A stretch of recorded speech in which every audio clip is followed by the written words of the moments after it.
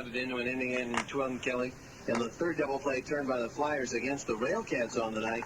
In the bottom of the 10th inning, Kirk Pierce began the inning with a double over a leaping Christian Franco at third base. Pierce doubled down the left field line. He advanced to third then when B.J. Garrison put down a good sacrifice bunt to advance the base runner over to third. The pitcher, Benjamin Orr, had trouble picking up the wet baseball barehanded and was charged with an error allowing Garrison to reach base. Garrison then took second base on defensive indifference. Benjamin Orr did a nice job to strike out Josh Gray for the first out of the inning. It looked as though Orr might have it within him to escape once again, but he issued ball one to Mike Futrell before the Schaumburg first wild outfielder won the ball game for the Flyers. Infield drawn in, outfield in as well. The 1-0 pitch swung on line to left field. Flaherty coming on, can't get there. The ball drops in on one hop. The runner Pierce scores from third, and Schaumburg wins 5-4. Futrell driving in his 11th run as a member of the Flyers. An RBI single to left field to plate the winning run. Kirk Pierce can win the ball game for Schaumburg 5-4 in 10 innings. Interesting point. Next door in the Schaumburg radio booth, Matt McLaughlin and Ron Kittle, the committee, if you will, for the Flyers, were discussing a Flyers player of the game choice. And they finally decided on Mike Futrell. At first, there was a little bit of disagreement. I think they wanted to go with perhaps Kirk Pierce. But remember, Futrell not only had the game-winning hit, but he also made that big play in center field to deke out the Railcats runners and save a run earlier in the ball game. If not for that play, the game might never have gone to extra innings. Schaumburg wins 5-4 in 10 innings the final.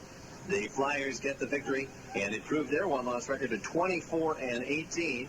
Meanwhile, the Railcats fall to 14-29 on the year. Schaumburg 5, Railcats 4. Back with our Railcats player of the game honor, as well as a check of scores of other games around baseball. On our Railcats post-game coverage continues. This is Railcats Baseball. What is the most influential time in a child's life? Age 6? 8? 12? Actually, it's between 3 and 8. Every afternoon. That's the time a kid is most likely to get into trouble or worse. Which is exactly why that's the time the Boys and Girls Clubs open their doors and their arms to kids all over the country every day.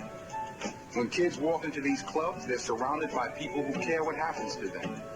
Adults who make sure these children continue to learn and grow long after the school bell rings. In fact, with so many educational programs, most of the Boys and Girls Club members go on to college. But there are still thousands more kids who need our help. I'm Denzel Washington, and I'm asking you to make sure every child has a safe place to go after school. Call 1-800-854-CLUB. Support the Boys and Girls Clubs, the positive place for kids. Do you know what a child who can't read grows up to be? A statistic. I'm not to read to my son more, but I'm just too tired. Well, how tired will you be of getting notes from school that your child can't keep up with the class? 2 out of 3 African-American 4th graders are struggling to read.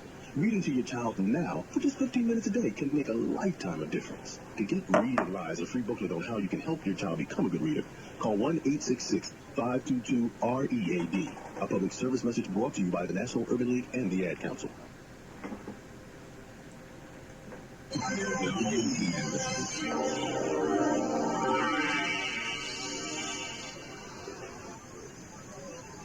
Railcats post-game coverage continues from Alexian Field in Schaumburg, where the Flyers defeated the Railcats 5-4 in 10 innings.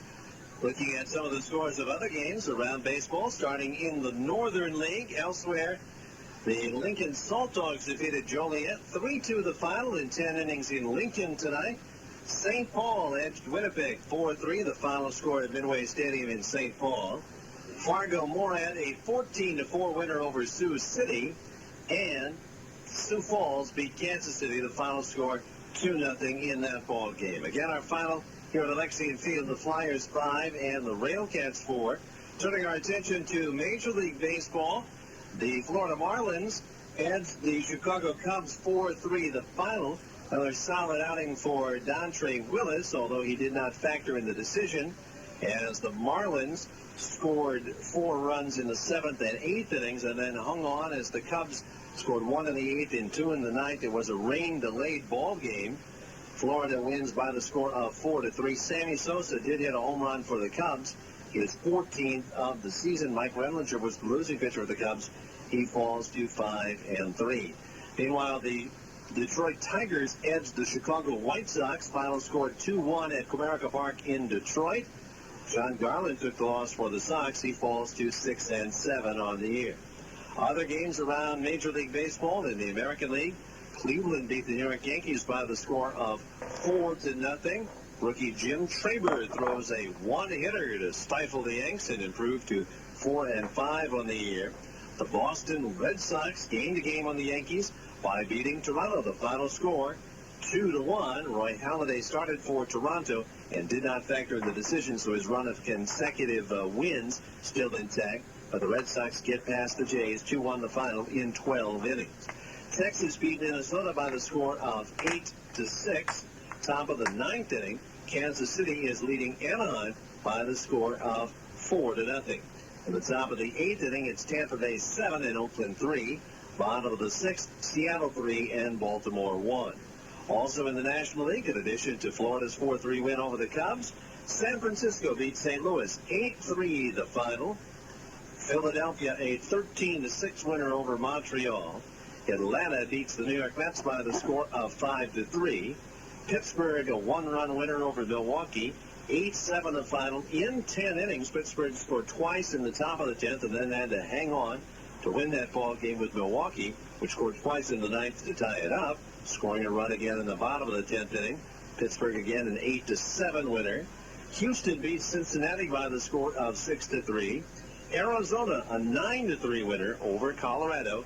And in the bottom of the 7th inning, San Diego has a 6-4 lead on the Los Angeles Dodgers. That game at Qualcomm Stadium in San Diego.